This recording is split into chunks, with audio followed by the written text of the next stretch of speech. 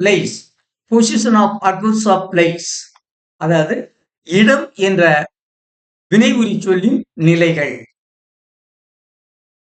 அவே, here, தேர் போன்ற வினைவுரி சொற்களின் நிலைகள். When there is no object, these adverbs are usually placed after the verb. அது object இல்லாமல் இருந்தால் இந்த வினைகுறி சொற்களை, இந்த அட்ஜெக்டை வெறுப்புக்கு பின்னால் வைத்து வாக்கியம் அமைக்க வேண்டும். He went away. Subject, verb, away.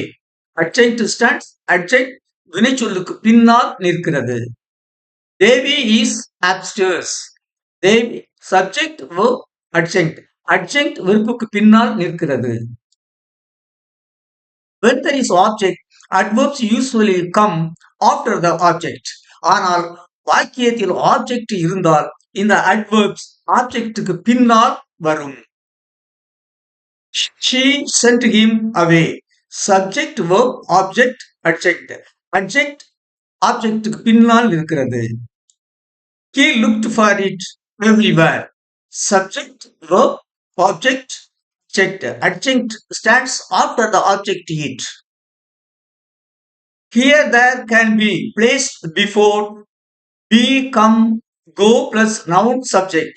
அதாவது வாக்கியத்தில் சப்ஜெக்ட் ஆனது ப்ராப்பர் நவுனாக இருந்தால் ஹியர் அண்ட் தேர் என்ற அட்வர்பை ஆரம்பத்தில் வைத்து அதற்கு பின்னால் இந்த பி, கம், கோ வெப்பை வைத்து அதற்கு பின்னால் சப்ஜெக்டை வைக்க வேண்டும். Here is my book. Subject, verb, adjunct, subject, verb.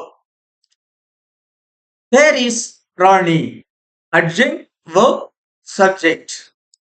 Here comes Mala. Adjunct, verb, subject. There goes our bus. Adjunct, verb, subject.